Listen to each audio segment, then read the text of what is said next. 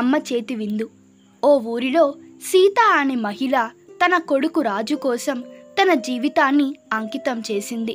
భర్త చిన్నప్పుడే మరణించడంతో రోజు కూలి చేసి కొడుకు చదువుకోగలిగేలా చూసింది.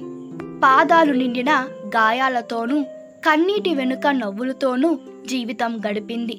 రాజు చదివి బాగా ఎదిగాడు. మంచి ఉద్యోగం దొరికింది. శివుడి కృపతో సిటీకి వెళ్ళాడు.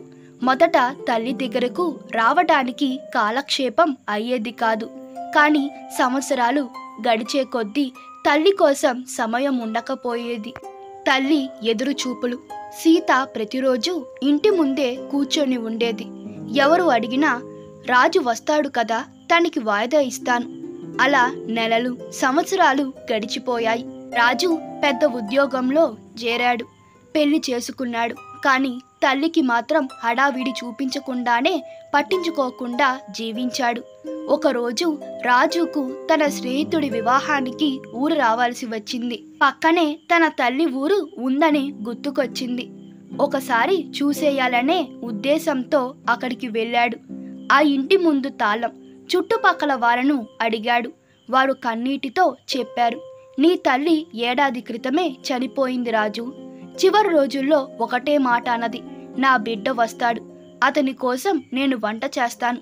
ప్రతిరోజు వంట చేసి పెట్టేది, కాని నువ్వు రాలేదు. రాజు కాళ్ళ మీద కూర్చున్నాడు. తల చేతుల్లో పెట్టుకొని ఏడ్చాడు. తన జీవితంలో గొప్ప ఎదుగుదల ఉన్నా తల్లి ప్రేమను మరిచినదే తన అసలైన ఓటమి అని అర్థమైంది. ఇక ఒక గది ఊరి పెద్దవాళ్ళు అతనిని ఇంట్లోకి తీసుకువెళ్లారు. ఓ గదిలో చిన్ననాటి పెళ్లి చూపులు ఫోటో, పాత పుస్తకాలు, పచ్చడి సీసాలు, కొన్ని చేతితో నెయ్యి తయారు చేసిన బాటలు, ఇవన్నీ రాజు కోసం సీత దాచినవే. ఆఖరికి ఆమె రాసిన ఓ చిన్న కాగితం, రాజా, నీకు నచ్చే అమ్మ వండిన పులిహోర ఉంది. నన్ను మరిచినా నువ్వు తినేటప్పుడు గుర్తొస్తానని తెలుసు. రాజు ఆ రోజు తల్లి కోసం తల వంచి కన్నీళ్లు పెట్టుకున్నాడు. కానిప్పుడు ఎంత ఏడ్చినా ఆమె చేతి వంటను మళ్ళీ రుచి చూడలేడు. నీతి: ఈ లోకంలో ఏ బంధానికి తల్లి ప్రేమ సాడిరాదు. ఆమె ఉండగా పట్టించుకొని ప్రేమ పోయాక జ్ఞాపకాలే మిగులుస్తాయి. ఈ కథ మీకు నచ్చినట్లయితే మీ అభిప్రాయాలు కామెంట్ తెలపండి. Please like, share and subscribe to my channel. Thank you.